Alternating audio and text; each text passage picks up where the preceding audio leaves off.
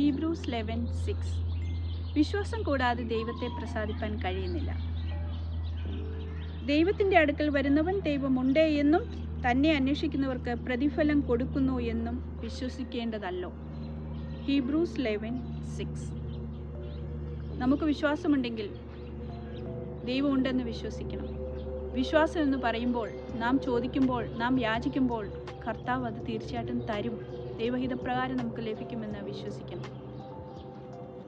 Abraham കാണിപ്പാനിരിക്കുന്ന ദേശത്തോട്ട് പോയി വിശ്വാസത്താൽ.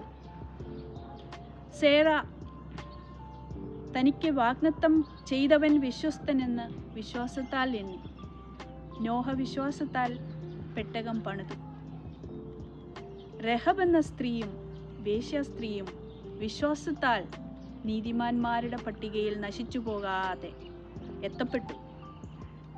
മോശ മിസ്രൈമിലെ നിക്ഷേപങ്ങളേക്കാൾ ക്രിസ്തുവിൻ്റെ നിന്ന വലുത് എന്ന് എണ്ണി. രാജകുമാരനായി വളർത്തപ്പെട്ട മോശ പറയുകയാണ്, മിസ്രൈമിലെ നിക്ഷേപങ്ങളേക്കാൾ ക്രിസ്തുവിൻ്റെ നിന്ദയാണ് എനിക്ക് വലുത്. Praise God. രഹബ് എന്ന സ്ത്രീ വിശ്വാസത്താൽ ആ നീതിയുടെ മാർഗത്തിൽ എത്തപ്പെട്ടുവെങ്കിൽ, ശമരിയക്കാരിയായ സ്ത്രീ വിശ്വാസത്താൽ ക്രിസ്തുവിനെ പിന്തുടർന്നുവെങ്കിൽ, മഗ്ദല മറിയ എന്ന സ്ത്രീ, പാപിനിയായ സ്ത്രീ വിശ്വാസത്താൽ കർത്താവിൻ്റെ പാദപീഠങ്ങൾ കഴുകി പാപത്തിൽ നിന്ന് അകന്ന് വിശ്വാസത്തിൻ്റെ മാർഗത്തിൽ ചെന്നുവെങ്കിൽ, ഇന്ന് നമുക്കും അതേ മാർഗം പ്രാപിക്കാം. അതിന് നാം വലിയ ക്രിസ്തീയ മാർഗത്തിലെ എല്ലാം അറിഞ്ഞ് വലിയ ആൾക്കാരാകുന്നു ആകേണ്ട ആവശ്യമില്ല.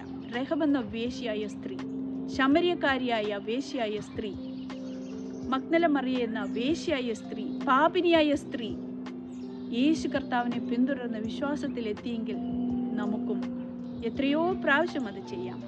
അതിനാൽ ഇന്ന് പ്രിയ സഹോദര സഹോദരി, വിശ്വാസത്തിൽ കർത്താവിനെ സ്വീകരിക്കുക. കർത്താവ് ഉണ്ട് എന്നും കർത്താവ് നമ്മുടെ പ്രാർത്ഥനകൾക്കും അപേക്ഷകൾക്കും ഭംഗം വരാതെ ഉത്തരം തരും എന്നും കൃത്യമായിട്ട് വിശ്വസിക്കുക.